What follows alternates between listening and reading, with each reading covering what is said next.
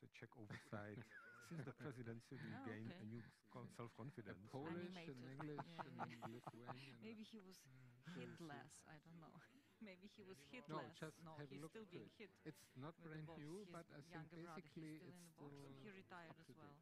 It's interesting how It was one of the early unifying analysis of what's Ukrainian going on. Already the tired. war We was should all and sit in the how front row. We sit in the back. divisive We that, feel like, yeah.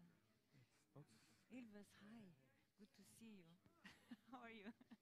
Good? Have you seen James Nixie? We had something else a few days before here in Prague, no? Yes. yeah, even this Post-colonial, anti-colonial, whatever it was. a little bit Neo-idealism, okay. so now it's the time really to get again consolidated, and the European Council can concentrate more on that. Yes, not the disarmament, green future, and inclusion idealism. Okay.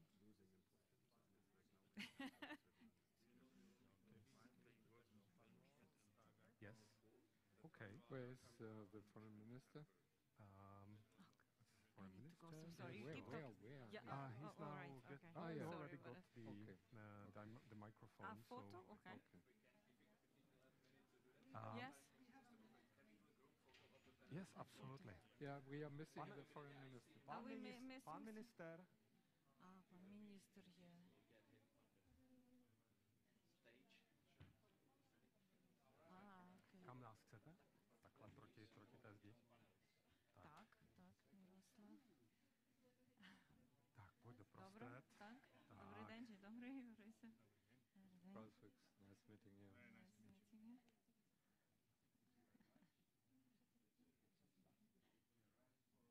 We cannot any.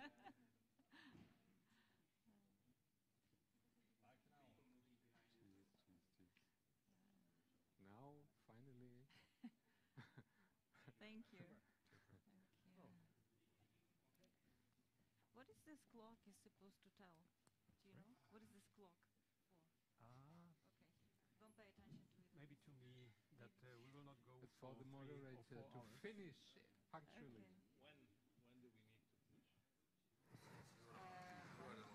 So, I see that I'm on. Good afternoon. Let me welcome another panel, another interesting panel, which is subscribing itself, not only in the broader context of Forum 2000, but also in a forum for Ukraine, the discussion about Russian aggression against Ukraine and the future of Europe. That's the big topic we'll discuss today with all these brilliant panelists. Just before I'm introducing each of the panelists, I will just say a couple of words for the panel, because I really paid a lot of attention to what Vladimir Putin will tell us in this year's Valdai Forum, and he informed us about the goals of this war. He basically said he wants to destroy the international order or reform. He told us that the international law is obsolete, and he informed us also that his goals are global, systemic. These are not only sort of regional issues which we, in fact, knew before, but he confirmed with the proper language. And it means a lot, of course. At the same time, when he was speaking about the noble goals of Russia creating a new, more just international order, his troops were killing 53 people in the city or village Hroza, and the troops continue to kill Ukrainians on the territory of the neighboring country with an unprovoked, illegal, ruthless aggression against Ukraine, which was waged from the order of Vladimir Putin. So this is maybe how the more just order would look like, but definitely this is so important for the future of Europe. The European Union for 1.5 years is demonstrating much bigger consolidation, much bigger effectiveness, which is a good news for the European Union. Still the war is going on, and still the effort of Russia to reform the international order is going on as well. What is the future of Europe? What is the future of that war? And what will be the future of resilient Ukrainian resistance and the liberation of the territory? These are the questions we will discuss today with three brilliant panelists, and I will introduce now all of them one by one. I will start with my friend Miro Vlachovský, the Minister of Foreign Affairs of Slovakia. Miro is having a long career in Slovak diplomacy. By education, he's a philosopher and sociologist, but he became one of the best Slovak diplomats. He has a good track record in Washington. They remember him very well, and in London as ambassador and Denmark lately. From that position, he moved to the position of advisor to the prime minister, and then when the new Slovak government was formed, he was offered to serve as the Minister of Foreign Affairs. Miro, welcome to Prague. I'm so pleased you joined the panel. Thank you. Welcome. Then the next panelist is Mr. Ralf Fuchs, who for 21 years, if I'm not mistaken, served as a chairman of Heinrich Böll Stiftung, the president of Heinrich Böll Stiftung, and currently he's a managing director of Center for Liberal Modernity and a member of International Coalition for Democratic Renewal in Germany. And he will bring us the point of view of German politics and German maybe Zeitenwende in all these difficult times. Germany is playing a crucial role, and I'm so pleased to have him in the panel. So welcome also. Thanks a lot. In our group. Thank you. And Orysia Lucevic, who is the Deputy Director of Russia and Eurasia Program in Chatham House. Orysia joined Chatham House in 2014, and since then she participated in many projects, and I have to say I personally read a couple of them, and these were really brilliant. The last was focusing on resilient Ukraine, and this is exactly part of our topic today. So let's start with a discussion. I will ask our guests a couple of questions, and then we can go on with the questions from the audience. Maybe I will start with Miroslav Vlachovský. The war in Ukraine was a big topic of the electoral campaign in Slovakia. And you, as a Minister of Foreign Affairs, you participated in many foreign affairs councils and discussions of the EU foreign ministers, so you saw and you could feel the unity of the European Union among the ministers. My first question is whether this unity is strong enough, whether there is some dynamics in that unity, what the Slovak elections and all the discussions which we witnessed in these elections will mean for that unity, for the future. What will that mean for the support of Ukraine? What that will mean for the isolation of Russian aggressor, and where the Central European countries' role will be in that discussion? A couple of questions. Yeah. The floor is yours. A couple of questions for a small seminar, but jokes aside. The Ukraine and the Russian aggression in Ukraine was a topic in a Slovak election campaign. I must say it's not very often that the foreign policy topics are part of a campaign trail. This time it was a different, but I wouldn't say it was the main topic. I would say it was a topic.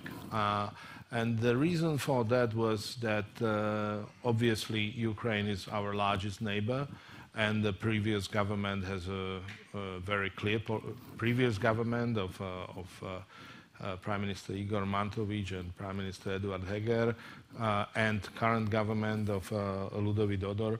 The Austrian government had a very clear policy towards Ukraine, and that was that we should help with everything we have at our disposal, including weapons, ammunition, and if I'm not mistaken, since the beginning of the war, since the Russian aggression in February 2022, we sent to Ukraine around 700 million euros worth of equipment and weapons, and I would say it was not only the question of money or the amount.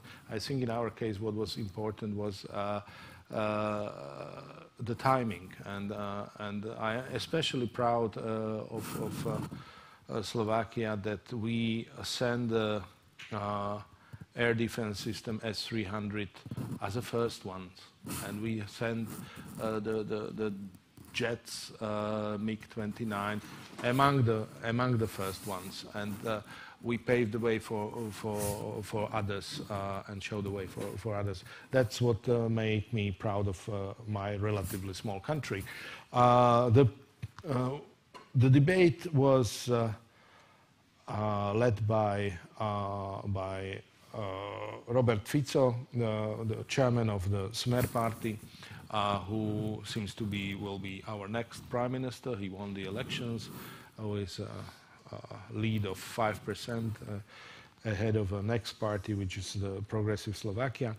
And his campaign was based on that he will not send a bullet to Ukraine, and very much copied what Prime Minister of Hungary, Viktor Orbán is saying.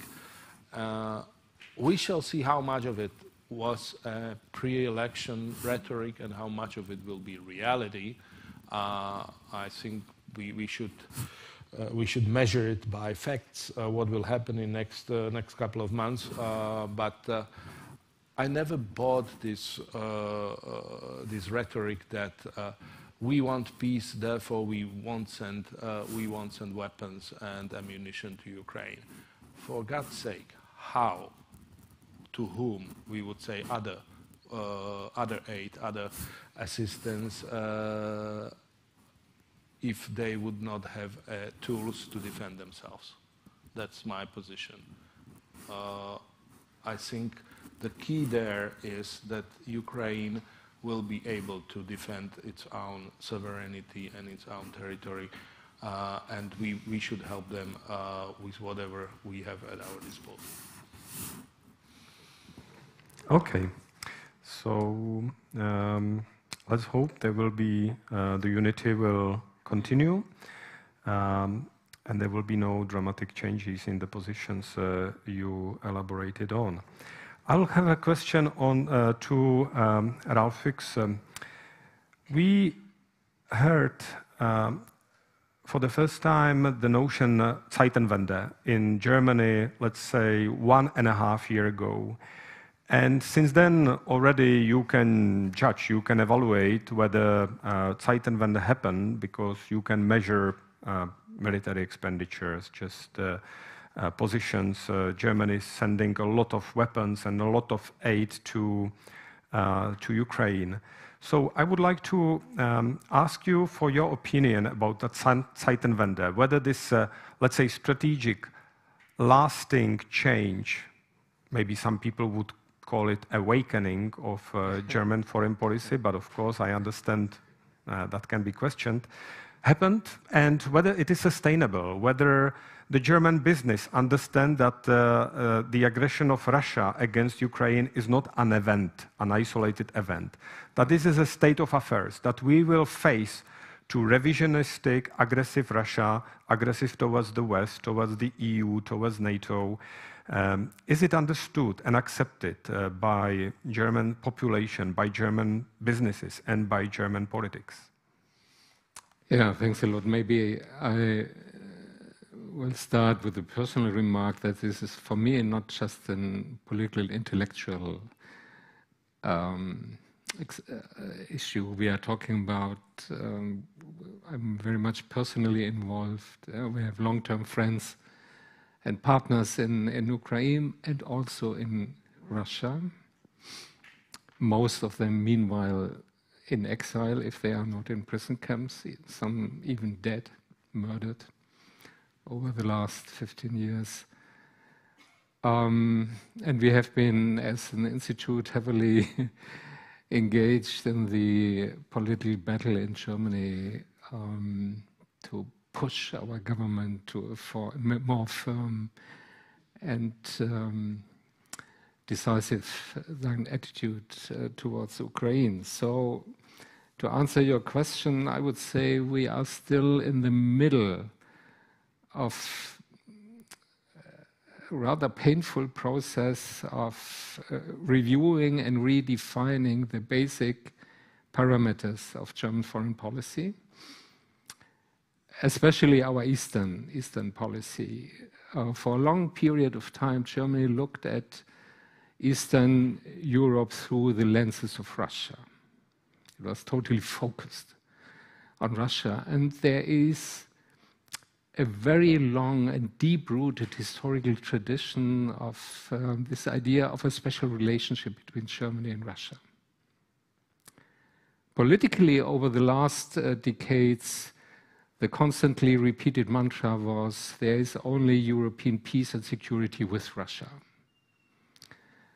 And this now is changing into we have to seek peace and security against Russia, which is a real dramatic turnaround for Germany. And sometimes you can even listen to Chancellor Scholz talking about Russian neo-imperialism, which is a totally new tone in German diplomatic language. Economically, this idea of a special relationship with Russia was about Russia supplying oil and gas for the German industry, and Germany is supplying Russia with industrial equipment and high technology. This was the pattern of the economic relations, and mentally,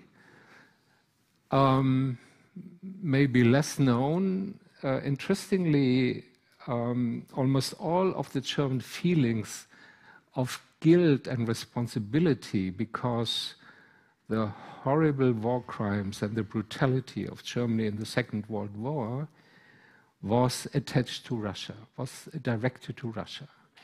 You will not find similar feelings towards Ukraine or Belarus or Poland.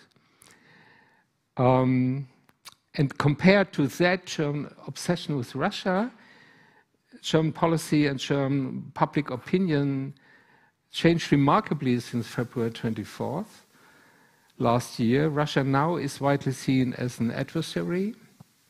Trade with Russia has gone down significantly. Our oil and gas and natural gas imports from Russia had been reduced to 0 within 1 year, which was quite a remarkable effort.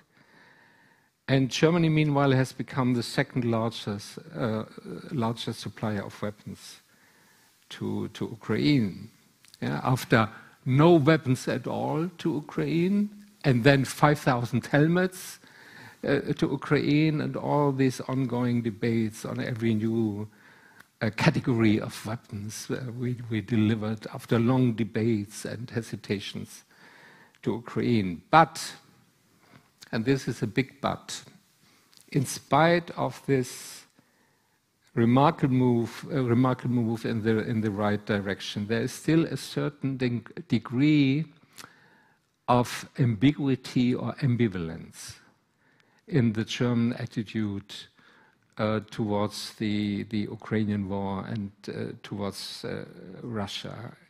And the Chancellor himself has found a frequently repeated formula for that ambiguity when he is talking about Russia must not win and Ukraine must not lose this war. But you will never hear him say that Ukraine has to win and Russia has to lose. In fact, the undeclared logic of German policy is to support Ukraine as much as needed to avoid military defeat and economic collapse, but not to enable Ukraine to wage a successful counteroffensive and to liberate all of the occupied territories. We are still caught in this too little, too late pattern. And Taurus, the debate on cruise missiles, the medium range,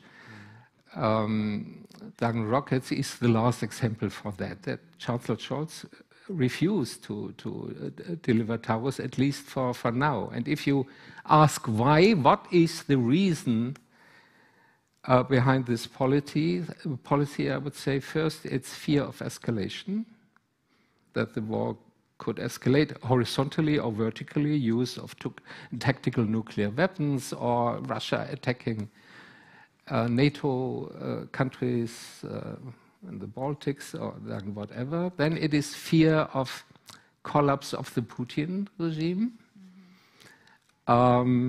Russia sitting on 16,000 nuclear warheads, so we have to keep Russia as a kind of stable factor in the Eurasian architecture.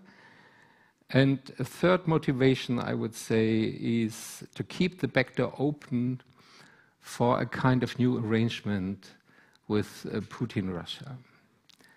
So shying away from a definitive break with the current Russia. And in my opinion, this ambiguity or this lack of clarity in terms of the endgame of the war is not only a German problem, it's a problem of the Western alliance at large. And this gives Putin much space to maneuver and to speculate that the West sooner or later will become tired of this war, and then Russia will get the upper hand. Well, thank you. Thank you for your sincerity and a very valuable analysis. I really appreciate.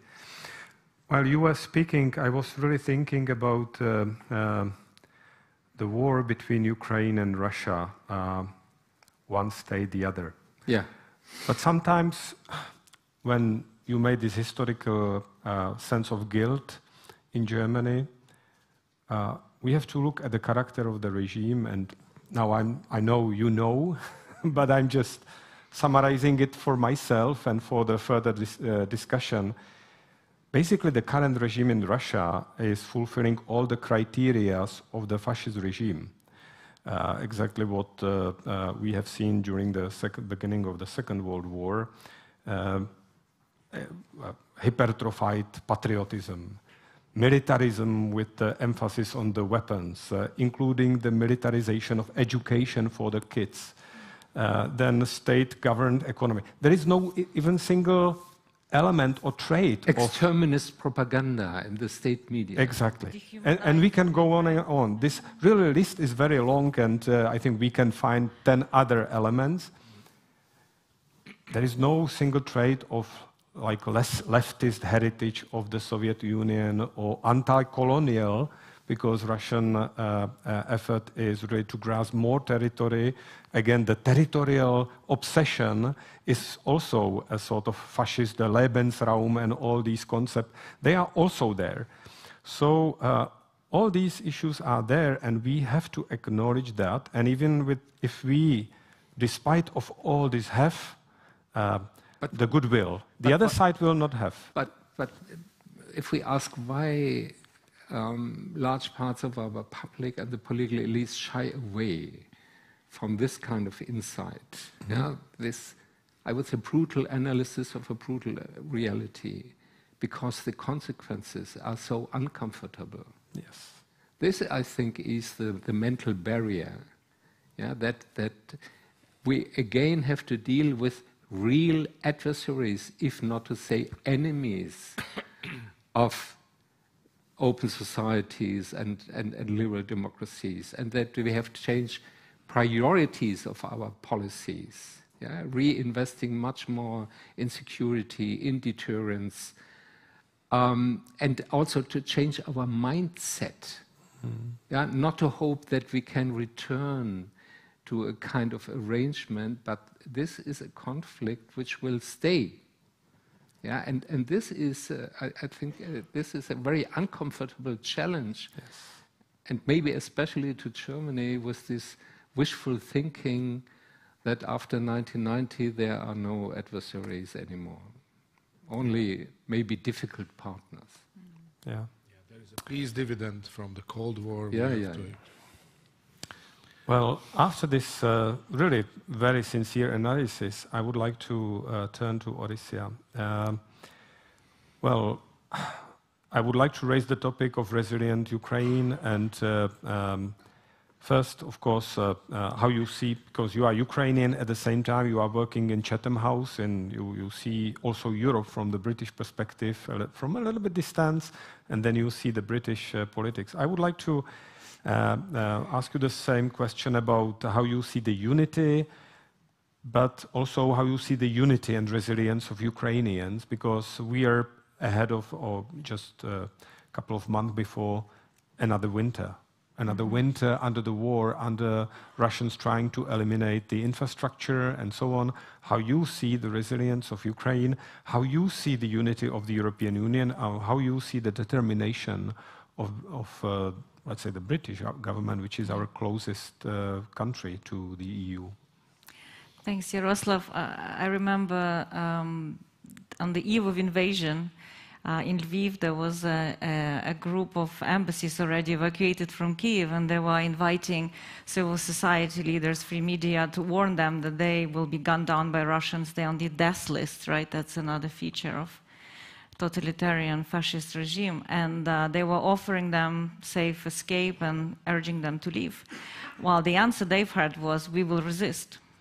And this was a moment of truth that they faced before they really saw the battlefield playing out. Knowing Ukraine, where it comes from, knowing its historical actually perseverance and grit to fight oppression, knowing its ability to survive against all the odds as a nation and now as a state, I wasn't personally surprised. But I wanted to ask the audience the question with a show of hands, if how many of you believe that if given everything it needs, Ukraine can defeat Russian troops on its sovereign territory? Who believes it's possible? Well, majority, but not overwhelming majority. And perhaps this is the root cause also of our issue, is that we somehow do not understand how we can defeat a nuclear power, the member of the P5, under the condition of globalization still, where they're able to access a lot of resources through subvert sanctions, access resources, access to build this axis of authoritarian alliance, to continue actually taking up on the United States as they see it, and as a result, by proxy, on the European Union and free world order. And I don't think that we lack ideas so much how to do it. I mean, we actually published in Chatham House this paper called How to End Russia's War.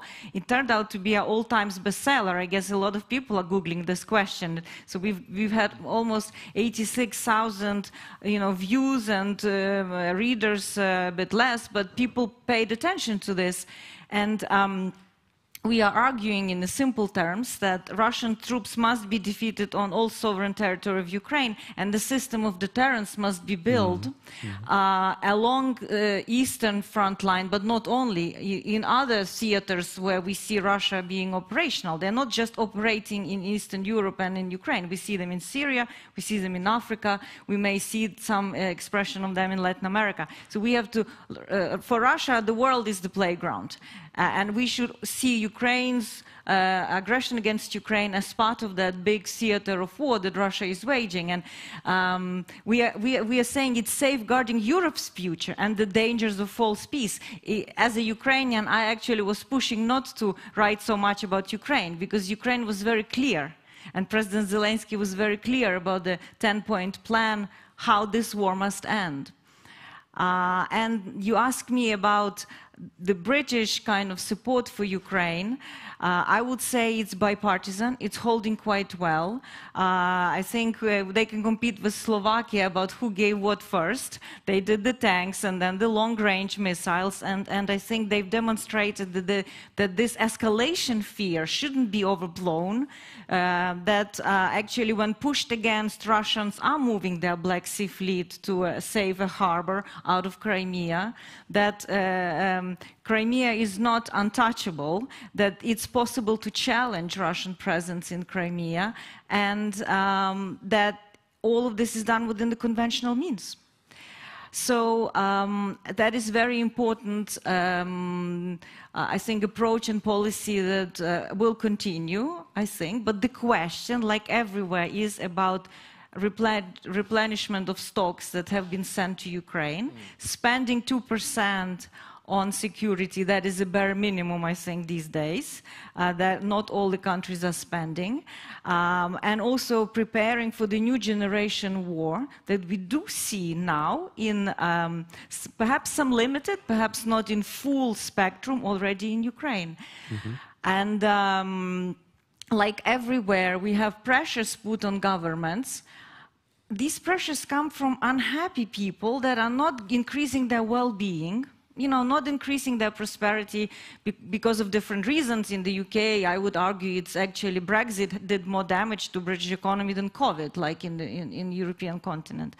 But that fundamentally creates this pressure for resources that politicians don't have courage to openly face, and they're trying to fudge it, so to speak. And that is danger, because we are treating voters and citizens in an infantile way. We should be open with them and say, what is the state of the world today? It's not the state of the world that was before, you know, the annexation of Crimea, and even more before the full-blown invasion in Europe. And I finish on Ukraine. As I said, you know, Ukrainians know what they're fighting for. In a way, it's easier. It's difficult in terms of human life and cost that the country pays, but there's clarity, black and white clarity, who is the aggressor and what will happen. There are dangerous ideas saying, why don't you settle for territory in exchange of peace, or for justice in exchange of peace, or for Crimea in exchange of peace? And the answer is very simple, that clearly for Ukraine, it's not the matter of territory, and all Ukrainians MPs who speak here, they confirm it. It's the matter of Ukraine. And it's interesting to bring us to this totalitarian times of Soviet Union domination, where they were in the Baltic states.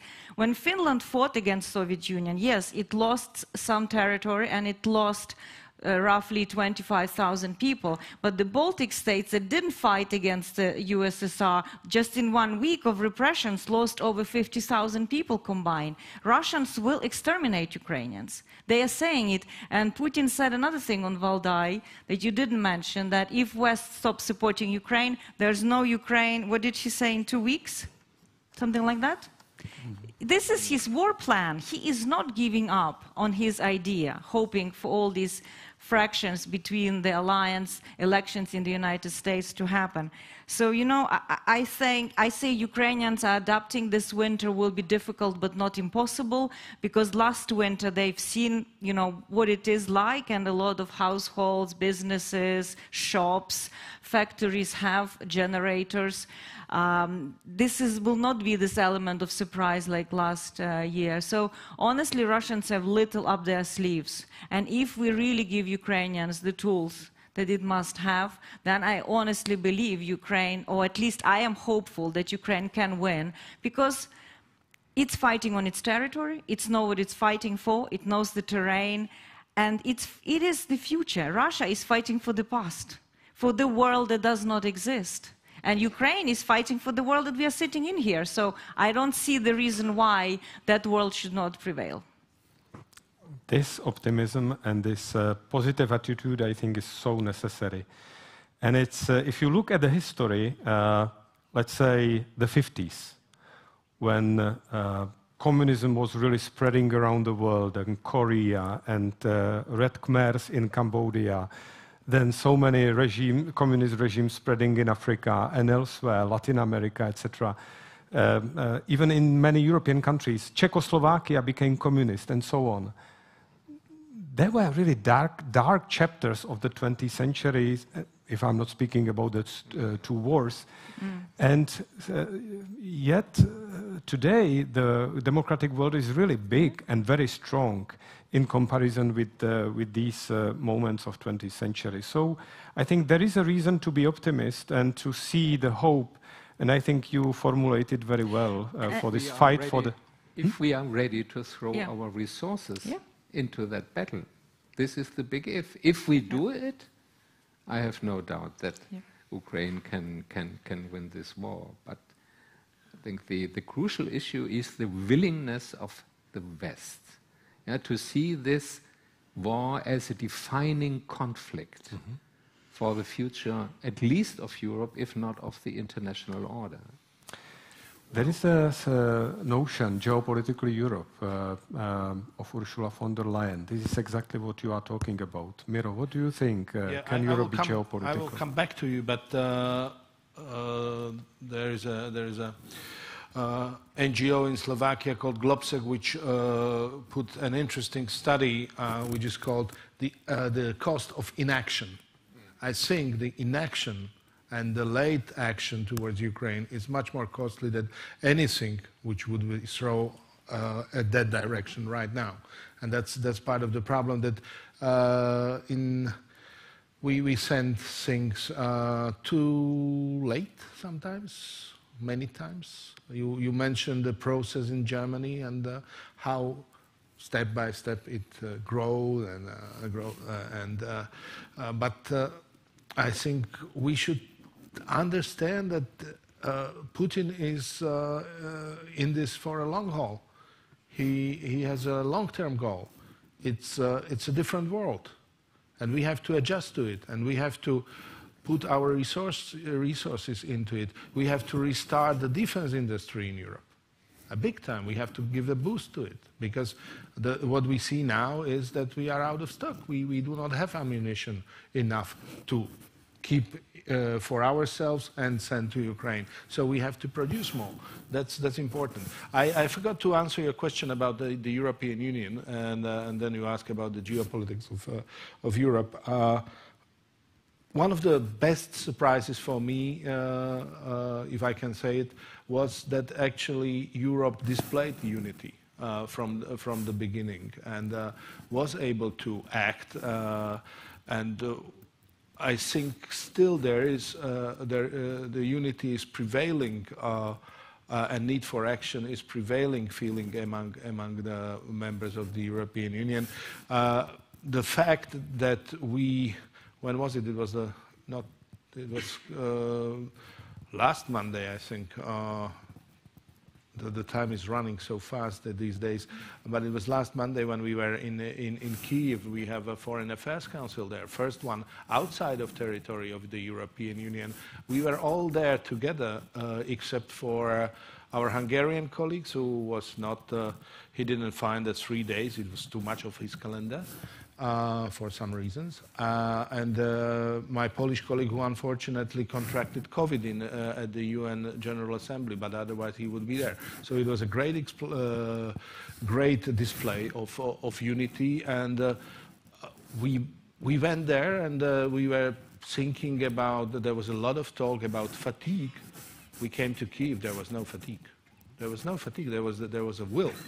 There was will to continue and to fight, what you said, Orysia. I mean, they are determined. And both you and I, we used to live in a country called Czechoslovakia with its own history of 1938, and we know what is the price of appeasement. There shouldn't be no appeasement to Putin. Sure. Well, we can imagine what does it mean too little, too late when it comes to the weapons, for example. But there is another strategic shift, and this is the enlargement of the EU. This is really about the future of the European Union. And now, how fast? Too little, too late? Is it possible to do it really quickly? Ralph, I'm watching at you. Germany has a big say in that process. Yeah. What do you think about that?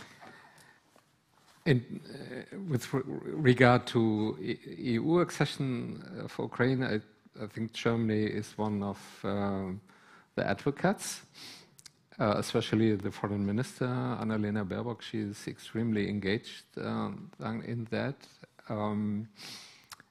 If it comes to NATO, it's the other way around. Germany was one of the most, I would say, restrictive governments in the last NATO summit in Vilnius, even more than the US.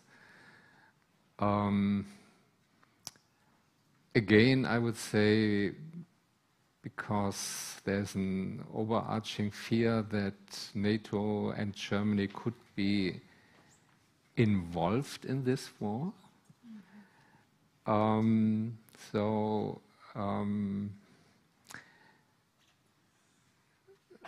If it comes to EU, yes, I think we should give Ukraine a kind of fast track, which does not mean a discount in substance. Yeah, if it comes to domestic reforms, the rule of law, the division of powers, check and balances, and all the fundamentals of European democracy, and also some degree of economic reforms towards the market economy, there should be no discount in substance. But regarding the time frame, we should speed up the process with starting the negotiations, or at least deciding to start the negotiations this year in December. And then have a kind of parallel track in negotiating the more, I think, 30 chapters of the accession agreement. So, and Ukraine is ready for that. I think this is also not only in the geopolitical interest of Europe, and we should look at Ukraine as an asset, not as a burden. As an asset, not only in terms of security, as military strong and victorious Ukraine would be a bulwark of European security, but also economically, there's a huge potential in Ukraine, not only in terms of the agricultural powerhouse, but also technologically. There's a sense of entrepreneurship. There's really a vivid civil society, so Ukraine could really become a win-win model for Europe, and the same applies to NATO. Yeah, I think Ukraine has to be a cornerstone of transatlantic security, and being serious in opening the doors to EU and NATO will also be a leverage for internal reforms in Ukraine. Yeah, there's I would say, a double effect in that.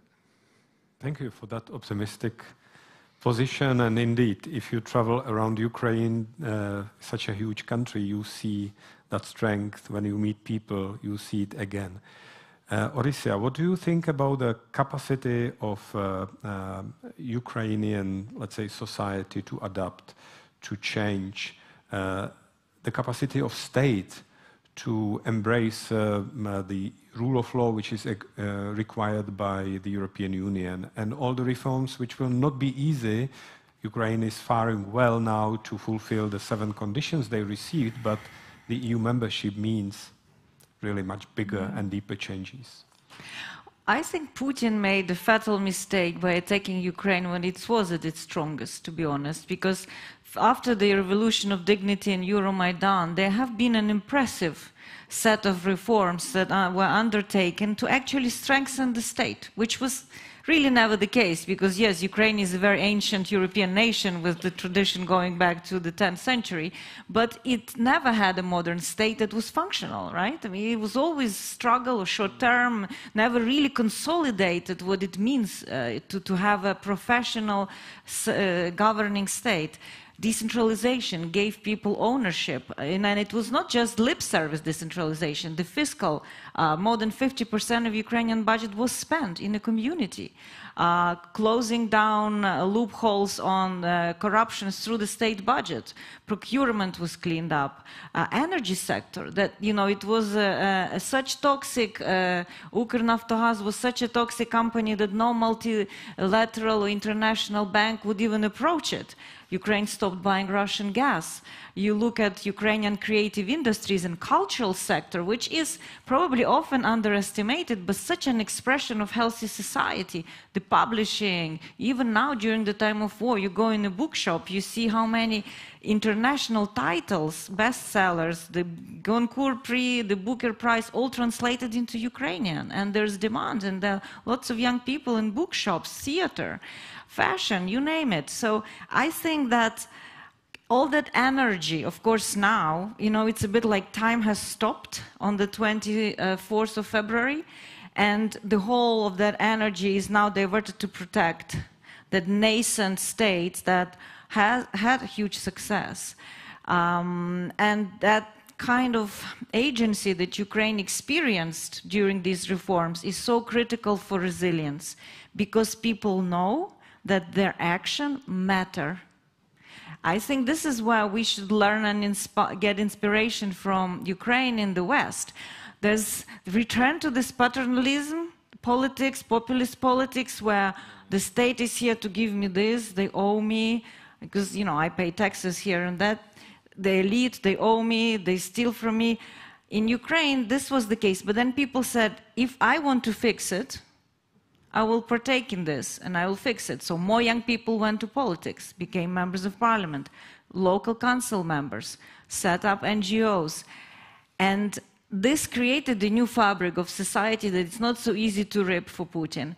And we often underestimate how important was the Ukrainian private sector, because yes, Ukraine gets a lot of military assistance, but budgetary assistance, but believe me, every medium and small size, large size Ukrainian company provides money on a monthly basis to support their comrades who are fighting in the armed forces, to support families who's affected by war. They still buy what they need to buy for the front line. They demine in some their own way agricultural land so that they can start planting. This is where I think we should, when we are thinking about the future strategy of persevering and winning, this sector of Ukrainian economy must be supported to a large degree. Foreign investments will come later, but these people are now carrying Ukraine on their shoulders on a daily basis. And demand for successful European membership is 90%. No Ukrainian leadership can, you know, start subverting that route. Mm-hmm. And I know that young soldiers, men and women who are fighting in the East, whenever they come home, they say, we are defending Ukraine there on the front line. We want you to clean up home when we come back so that I can get my, you know, whatever veteran status, social services, that I don't see all these Maseratis that they are, you know, driving, stealing, whatever from the state. So this what I believe, there's very strong internal impetus. It's not just Western conditionality for money, which helps, and it's very important that US and EU align its conditionality and really make paramount what I think we rarely hear, these checks and balances. We hear some rule of law, we hear there, but this is the fundamental problem, that whoever runs Ukraine has to accept there are independent and separate institutions, legislative, you know, executive, free media, and judiciary. Here you go. Mm-hmm. If this is not put in place, nothing will work in a democratic way, and we know it. And it's daily work to keep building up, I don't know how you call it, these walls, so that there is a real separation and that they perform well their duties. For Ukraine, EU membership and NATO membership is part of Ukrainian victory. Otherwise, Ukrainians will not accept the price that they paid in this horrible war.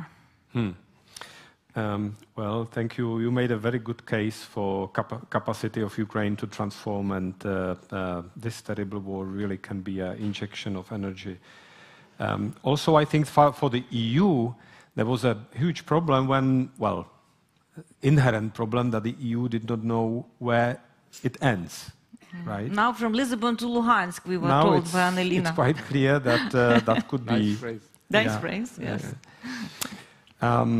Well, I would maybe open the floor. We have some 30 minutes for the public, a little bit more. I received here this to play a handball. So this is a cube ball or mic ball or something like this. So I will be able to throw it. Maybe it's a dice. Around. So I'll try to be as precise as possible. Wow. Super. Very well. Looks like a good start. Thank you so much. You've covered so many points. I have two questions. The first one, going to this consensus that the Western elites do not want to allow Ukraine to lose, but they're not ready to allow Russia to lose. And they seem to stick to the plan to continue dragging on, you know, not like delivering enough. Is there any understanding in high offices that this is not the best scenario for Europe itself? That you have this rising utility costs and this rising pressure from the low, like from certain social classes that would entail the rise of populism, and that these people in high offices can lose power to populists. We are celebrating yesterday's elections in Poland, but we are missing the fact that the rhetoric of Confederation Party changed the public discourse and public policies and what is acceptable even in Poland. So do you have this understanding in the EU that it's not the best scenario to continue dragging on the war? And the second question is about the EU capacity to incorporate Ukraine. We are talking about how, like, that it can be an asset, but I'm asking how the architecture of the EU should be changed to make it the most efficient, because the EU enlargement had some drawbacks, and we have representatives of Eastern Europe when somehow we do not feel that we have enough of agency and say politically in the EU. And Valeria Karableva, Charles University. So thank you. Shall I go back? I'm ready. Super. Thank you so much. So let's give this answer, and then we'll continue with other questions. Please, Miro, you want to start? To your first question, it's a relatively easy answer from my side. Some do, some doesn't. And that's the problem.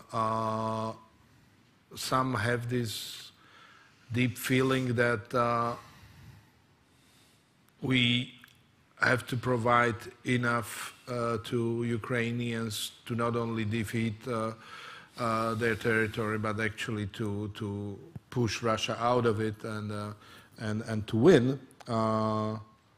But some are really afraid of possible escalation of nuclear war, and I must say that that's part of a Russian strategy that you know, they very much keep us in fear.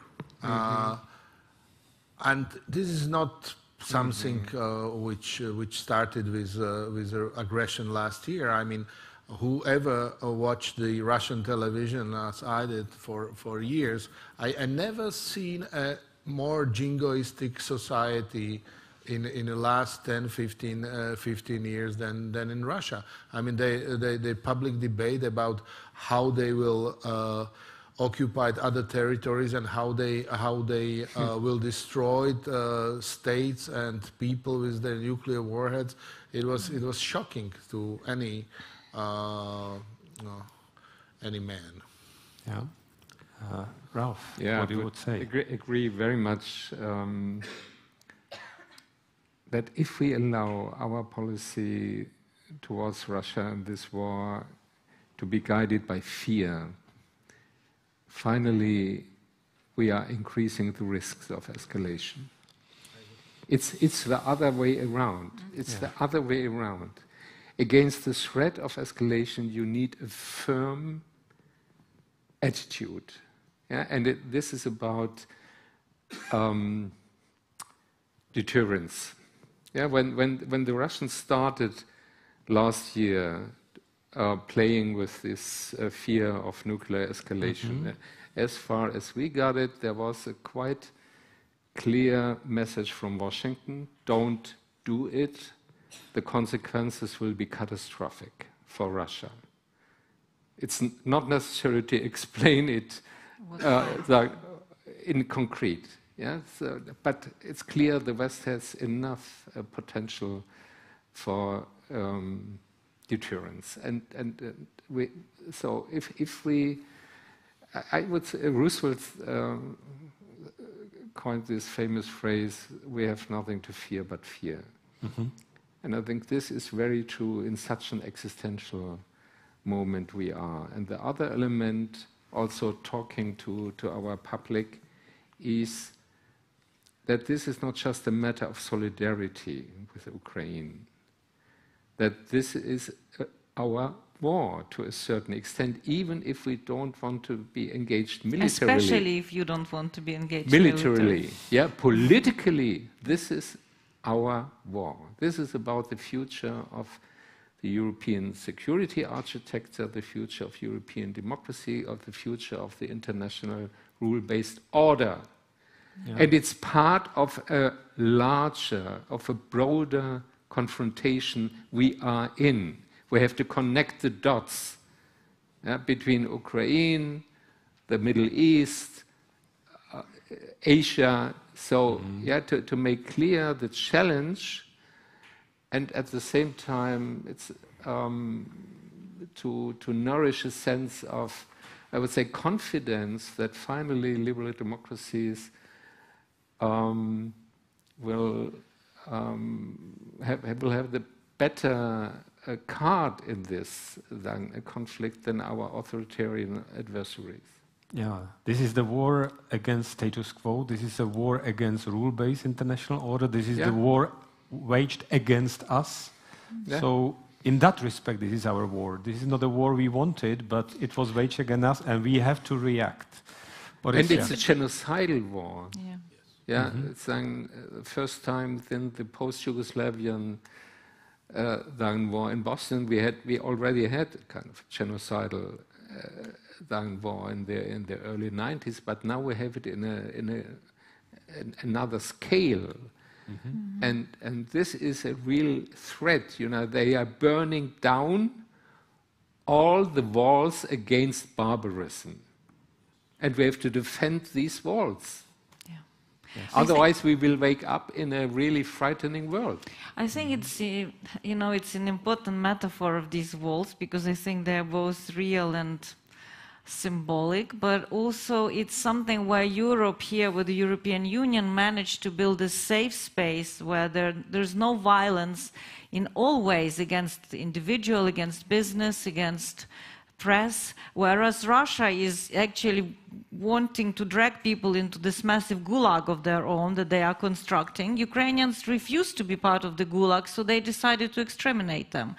And this is as basic as it is. And what I think we are now paying the price in the West for not actually honestly exposing all that Russia was doing in the West, with all kind of active measures, coercive incursions, both through the security apparatus and other means to undermine European Union, to poison what we've seen in the UK, to explosive detonations, all the list of things. But we were keeping it secret for a very long time, until the annexation of Crimea. In the case of the UK, none of this was exposed.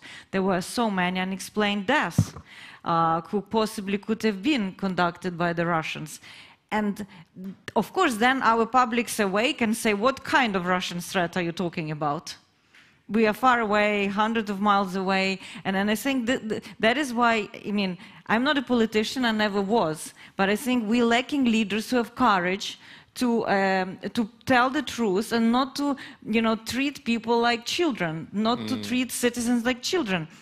I see young generation of Germans when I talk to them. They have total understanding what is going on. They understand that this is the responsibility of their generation to save Europe from that barbarism. They are appalled by this. But we don't have enough leaders in Europe almost to raise up to the challenge. I think it's also a problem. And nobody denies the importance of, personality in history. So somehow either it will be the rise of the many, and this kind of horizontal solidarity of Europeans like we see, because European Union is Ukrainian home front. This is where Ukrainians are saving their future generations. This is where young Ukrainians are studying in Germany, in the UK, in Poland, in order to go back and rebuild their country. And I think there's no doubt in the European capitals where Ukraine belongs. I've been to Berlin, Paris, we discussed this report and other things. It's clear where Ukraine belongs. The question is, how do we make it happen? This still remains an open question. We have no right to betray Ukraine, because this is the fear. I have less fear that Ukraine will betray itself and do something problem with reforms than the West will betray Ukraine's aspiration and will not deliver. I have that fear. About the leadership, it's clear that there is a strong leadership in Ukraine. The video of Zelensky, we are here from the beginning of the war, that's really a statesmanship. There was a second part of the question. I will pass the microphone right away, but I will just ask maybe Ralph. There was a second part of the question, how the EU should change in order to enlarge. Of course, that's also, as Miro said, this is for the seminar, but would you have any... Maybe that's more a question to the foreign minister, but from my view, I think that we should not slip into the trap that we first have to have fundamental European domestic reforms, maybe even changing the treaty, before we can adopt Ukraine, Moldova, and maybe others. This could turn out as a never-ending story to keep them away on arm's length. And I think we have to have a serious conversation. Of course, it's a problem, how to ensure the ability to decide and the ability to act in a European Union of 33, 34, 35 very different countries, with different histories, different political cultures, different economic strength. So how to create unity in diversity, and how to manage diversity within the European Union. Meanwhile, I think, formally I have been more an advocate of European federation, but meanwhile I think we have to give space for this diversity within the European Union and focus on some really obligatory common values and norms, and then give space to more fluid cooperation within the European Union, kind of flexible architecture with coalitions of the willing. We have it today already with the Euro or Schengen. It's not necessary to have unanimity of all, but I think it's always also risky to go for majority principle in substantial decisions. So, but this is an open discussion we have to have in the next years. But please don't play out internal reforms against enlargement. From the optics of the foreign minister, Slovak foreign minister. Look, I think it's very much connected with the question which Orysia raised, and that's the question of leadership, in a way that if you want to have and you asked already about it, the geopolitical Europe, if you want to have that, you have to do a bold decision. You have to do the leap of faith. You have to be brave. And you don't have to find different excuses of technical character why it's too difficult and too long and so on and so on. Obviously, it will be difficult. it's clear, but it's also necessary. If the Europe wants to play a role on a global scene, it has to enlarge, and it has to enlarge by Ukraine and by Western Balkans. We have to finish the job from this point of view, and also Moldova. I should not forget to mention. And there will be discussions how to manage it and how to adapt European institutions. But first of all, there has to be a clear will and to move forward. Okay, so I'll continue with the cube. Shorter distance. Thank you, Tomas Silves, former president of Estonia. I'd like to inject a little urgency into this discussion so far. I mean, 19 months ago, the war started. We talk about Ukrainian fatigue. Well, if Ukraine had gotten the ATACMS and the Taurus and all those, and the tanks, a year ago, Surovikin would not have built the Surovikin line with 10 kilometers of mines to pass through. Now, the other side of this, in 12 months and 3 weeks, there will be a US election. We don't know how that's going to go, but the way we could possibly be left with strategic autonomy as the default option. Not the wet dreams of Macron, but I mean, strategic solitude. Yes, and so I think what we need in our discussions about Ukraine and where it's going is a greater sense of urgency. Because if we keep going the way we are discussing, well, what do we do with them, and making 8 years they can join the EU, I don't know if what is going to be the situation on June 20th, 2025. None of us know.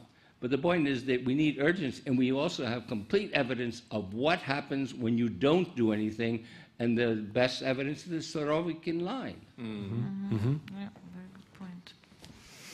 Thank you. So, any reactions on that? The EU's capability to handling it alone, if, let's say, if in the US there is change, the EU capacity to really go even more strongly into the support of Ukraine. Are we capable of it?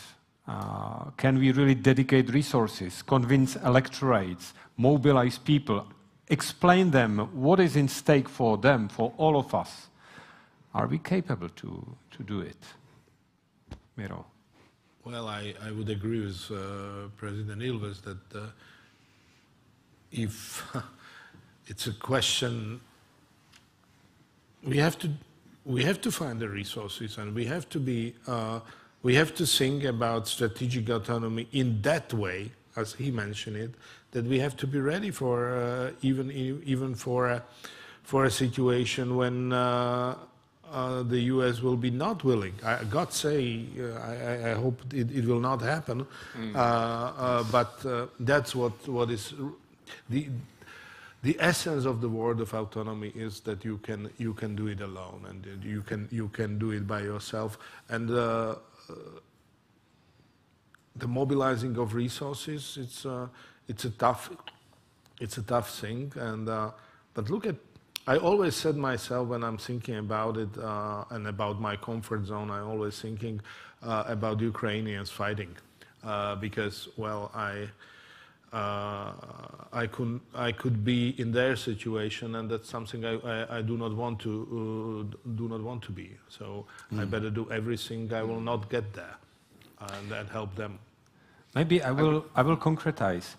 Year ago, when we were heading into the energy crisis, etc., the notion of war tax in this country was accepted. That maybe there will be something we will have to pay to go through a difficult winter, to a difficult period, to overcome the war situation. Today, where we are in Germany, for example, the war tax, to give more money and to dedicate resources. Are we there?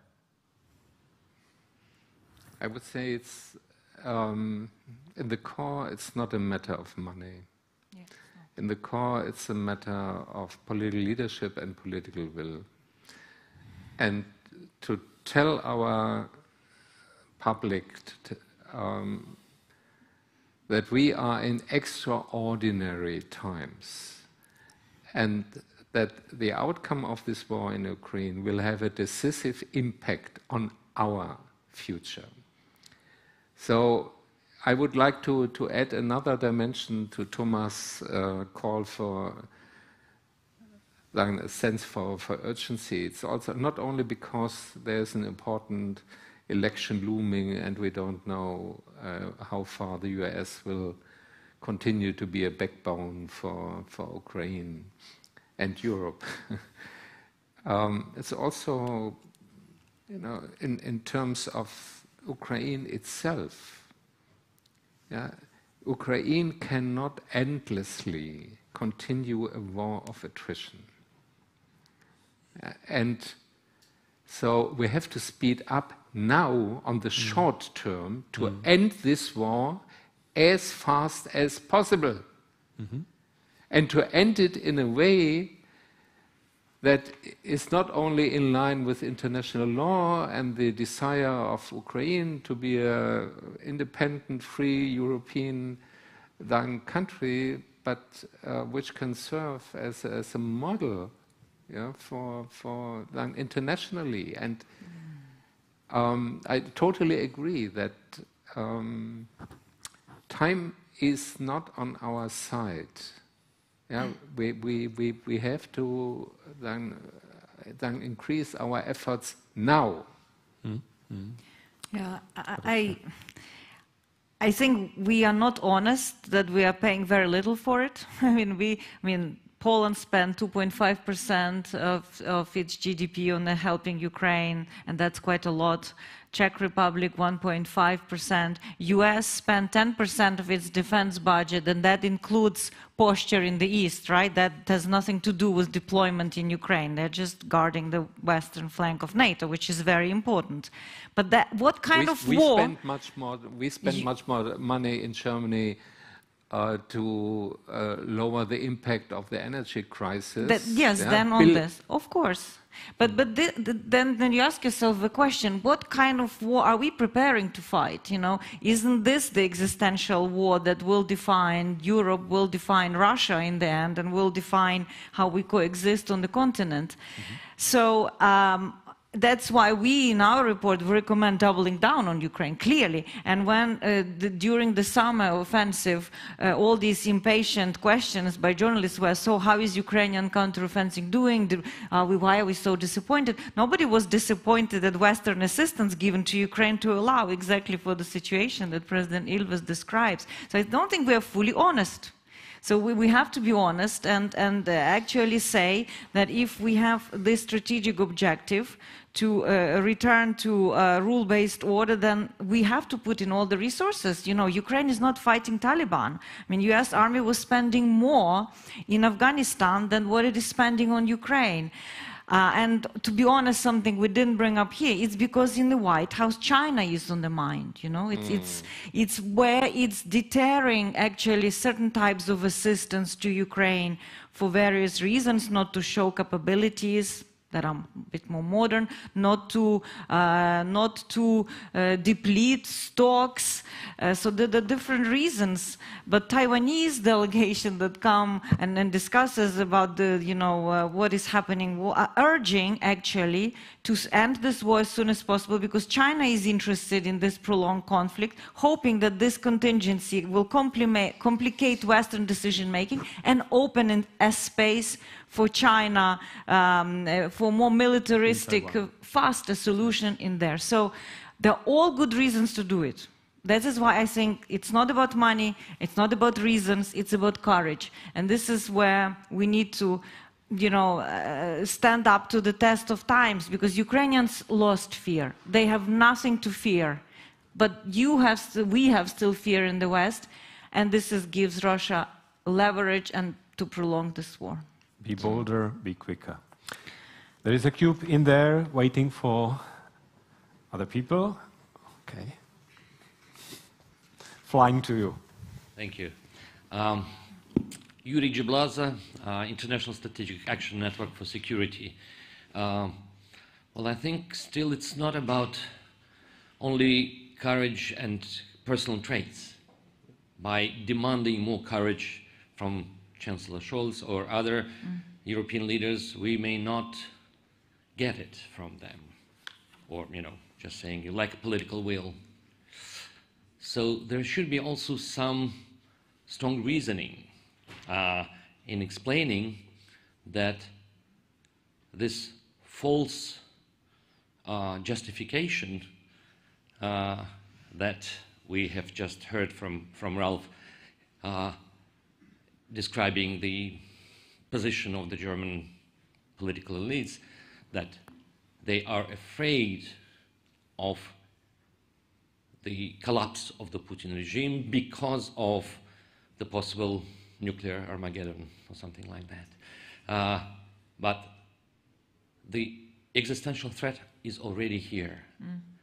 The clear and I think well-reasoned description of risks and scenarios is what is also needed to show to the German public, German political class, that every month of delay increases risks.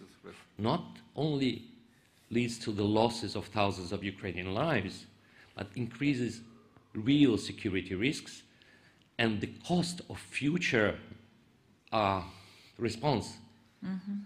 It's not only developments on the front of the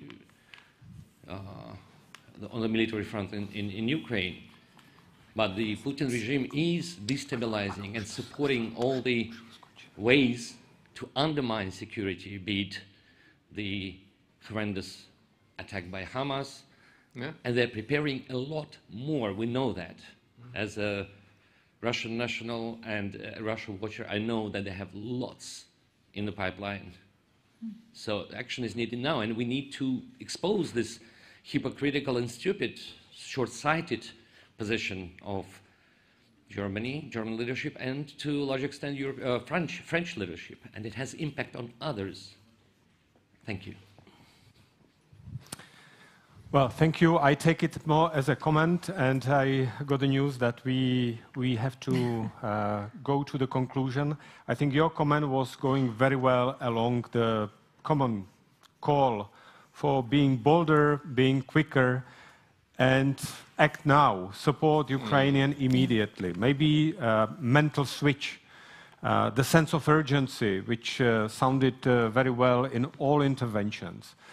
I think the war in Ukraine, the Russian aggression against Ukraine, is something which is directly the war and aggression against us, against the civilized world. So I think there was a big agreement in the panel. I thank you very much for your intervention, for your participation. I thank also the audience for attention and for good questions. And I think that our panelists deserve a good round of applause. And the moderator. Join me. Thank you. Thank you so much. Thanks to the moderator. Yes, Thanks. that's very nice. Have a nice afternoon.